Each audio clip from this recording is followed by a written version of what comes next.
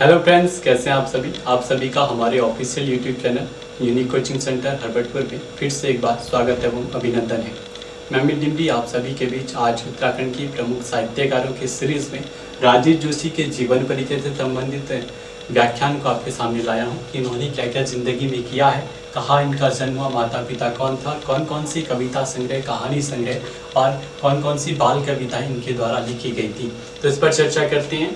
पहला पॉइंट ये है राजेश जोशी का जन्म कहाँ पर होता है, क्योंकि महत्वपूर्ण होता है किसी भी साहित्यकार का जन्म। लास्ट टाइम महादेवी वर्मा का जन्म भी पूछा गया था। तो कोई भी साहित्यकार हो या कोई भी व्यक्तित्व हो, उसका जन्म सबसे आधार होता है। मृत्यु बहुत कम चांस में पूछी जाती है, लेकिन साहित्यकार का जन्म पूछा जाता है या कोई भी व्यक्तित्व। तो साहित्यकार राजेश जोशी का जन्म 18 जुलाई 1946 को, कब? 18 जुलाई 1946 को राजेश जोशी का जन्म नरसिंहगढ़ मध्य प्रदेश में होता है। कहाँ पर? नरसिंहगढ़ मध्य प्रदेश में जन्म होता है किसका? राजेश जोशी का, जो उत्तराखंड के प्रमुख साहित्यकारों की सीरीज में आते हैं। दूसरी चीज, इनके पिता का नाम क्या था? तो पिता का नाम इनके है ईशा नारायण। क्या? पिता का नाम ईशा नारायण और माता का नाम कमला था। तो माता का नाम क्या है? कमला, और पिता का नाम क्या है? ईशा नारायण। दोनों इंपॉर्टेंट है, पिता और माता का नाम भी कभी पूछा जाता है। तो पिता का नाम ईशा नारायण और माता का नाम क्या था? कमला नारायण। इनके पुरस्कारों की अगर बात की जाए, कौन कौन से पुरस्कार इन्हें दिए, तो इम्पोर्टेंट आपकी परीक्षा की दृष्टि से पहला पुरस्कार जो इन्हें दिया गया था इम्पोर्टेंट है 2002 में। कब? 2002 में उत्तराखंड के प्रमुख साहित्यकार राजेश जोशी को एक पुरस्कार दिया गया था, जिसका नाम है साहित्य अकादमी पुरस्कार। साहित्य अकादमी पुरस्कार साहित्य के क्षेत्र में दिया जाता है। ठीक, आपने ज्ञानपीठ पुरस्कार का भी नाम सुना होगा। ज्ञानपीठ पुरस्कार 1965 में शुरू हुआ था, जबकि साहित्य अकादमी पुरस्कार की शुरुआत जो है वो 1954 में हो जाती है, लेकिन फर्स्ट टाइम 1955 में एक भारतीय आत्मा के नाम से प्रसिद्ध माखनलाल चतुर्वेदी को दिया जाता है। किसको दिया जाता है? माखनलाल चतुर्वेदी को साहित्य अकादमी पुरस्कार 1955 में इनकी रचना हिम की ट्रेनी के लिए दिया जाता है। हिम तरंगिणी, हिम की ट्रेनी इनकी प्रमुख रचनाएं हैं। तो 1955 में पहला साहित्य अकादमी पुरस्कार माखनलाल चतुर्वेदी को दिया गया। साहित्य अकादमी की पुरस्कारों की जो स्थापना हुई थी 1954 में हुई थी, 1954 में। इसी समय भारत में भारत रत्न की भी शुरुआत हुई थी, आप सभी को पता है। साहित्य अकादमी पुरस्कार राजेश जोशी को कब दिया गया? तो सन है 2002। कब? सन 2002 में शेख राजेश जोशी को उनकी प्रमुख कविता संग्रह दो पंक्तियों के बीच, कौन सा? दो पंक्तियों के बीच के लिए साहित्य अकादमी पुरस्कार शेख राजेश जोशी को 2002 में दिया गया था।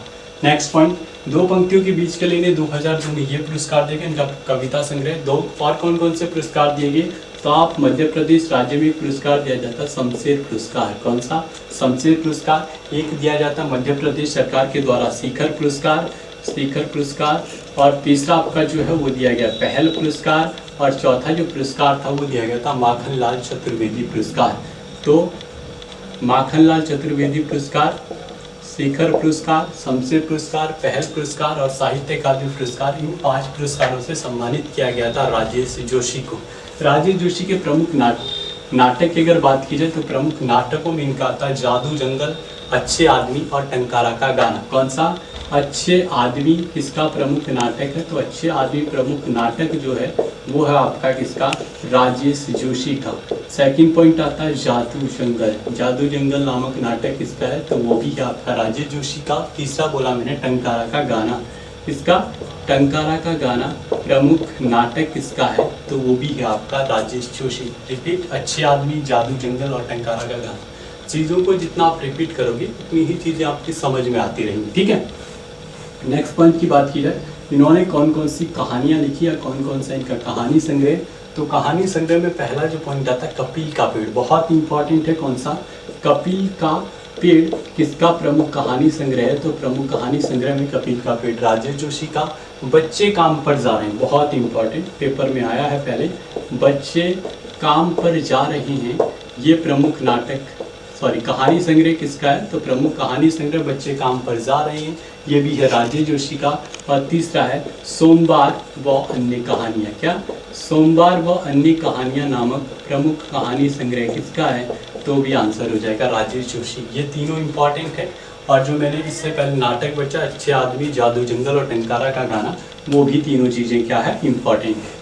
बात करते हैं इनकी कविता संग्रह की। तो कविता संग्रह जो आपने पहला लिखा था 2002 में, जिस कविता संग्रह के लिए इन्हें साहित्य अकादमी पुरस्कार दिया गया, वो है कौन सा, दो पंक्तियों के बीच। दूसरा आपका आता है कौन सा, मिट्टी का चेहरा। तो मिट्टी का चेहरा कविता संग्रह किसका है, तो वो भी आंसर हो जाएगा आपका राजेश जोशी।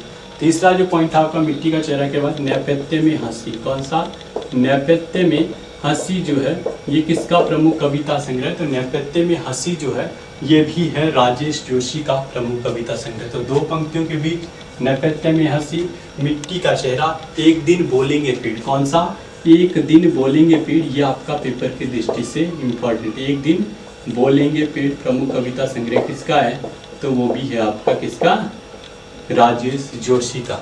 तो राजेश जोशी से रिलेटेड ये थे कविता संग्रह, नाटक और कहानी संग्रह। एक चीज़ इन्होंने और लिखी थी, बाल कविता लिखी थी इन्होंने, पानी बरसा। तो पानी बरसा नामक बाल कविता किसकी है, तो पानी बरसा नामक बाल कविता जो है ये आपकी है राजेश जोशी की। तो राजेश जोशी की बाल कविता का नाम क्या है, पानी बरसा। बात करते हैं मध्य प्रदेश की राजधानी भोपाल। भोपाल 1972 में मध्य प्रदेश की राजधानी बनी थी। भोपाल गैस त्रासदी का नाम आपने सुना होगा, 2-3 दिसंबर या कहीं पर 3-4 दिसंबर 1984 की अगर बात की जाए तो एक त्रासदी होती है मध्य प्रदेश के भोपाल में, जिसे भोपाल गैस त्रासदी के नाम से जाना जाता है। यही भोपाल गैस त्रासदी जब होती है तो उस समय गैस का रिसाव होता है जिसका नाम है मिथाइल आइसोसाइनाइड। कौन सी, मिथाइल आइसोसाइनाइड के कारण कौन सी त्रासदी होती है, तो उसका नाम है भोपाल गैस त्रासदी। इसके कारण वहाँ पर बहुत सारी मृत्यु हो जाती है लोगों की और वहाँ का पर्यावरण संतुलन बहुत बिगड़ जाता है। तो इसी घटना पर आधारित एक रचना का भी लेखन किया था किसने, राजेश जोशी ने, जिसे भोपाल शोक गीत 1984 कहा जाता है। क्या कहा जाता है, भोपाल शोक गीत 1984 यानी 1984। तो जितनी भी चीज़ें मैंने शेखर जोशी से रिलेटेड लिखा है सारी चीज़ें इंपॉर्टेंट है पेपर की दृष्टि से। जो भी मैंने कहा तो पेपर की दृष्टि से, एक दिन बोलेंगे पेड़, नेपथ्य में हंसी, और बच्चे काम पर जा रहे हैं, कपिल का पेड़, ये सारी चीज़ें आपके लिए इंपॉर्टेंट है। कौन सा पुरस्कार कब दिया गया ये तो ज़्यादा इंपॉर्टेंट नहीं है, लेकिन आज साहित्य अकादमी पुरस्कार कब दिया गया पेपर में आपसे पूछा जाता है। तो 2002 में दो पंक्तियों के बीच के लिए दिया गया। ऐसी महान विभूतियाँ आज भी हमारे देश में मौजूद हैं और आप लोग इनकी कहानियों को पढ़ने से क्या होता है, बहुत सारी चीज़ें आपको एक्चुअली याद हो जाती है। पेपर में पूछा तो नॉर्मली जाता है, लेकिन खाली आपको पेपर की दृष्टि से नहीं पढ़ना है। कोशिश करो कि अपना नॉलेज बढ़ाने के लिए आप एक्स्ट्रा चीज़ें भी पढ़ सकते हैं। तो आज का जो वीडियो हमारा राजेश जोशी पर आपको कैसा लगा, आप हमें कमेंट करके ज़रूर बताएँ। और जिन्होंने हमारा चैनल सब्सक्राइब नहीं किया वो बेल आइकन और सब्सक्राइब ज़रूर करें और हमारे चैनल को लाइक, शेयर एंड सब्सक्राइब जरूर करें। धन्यवाद।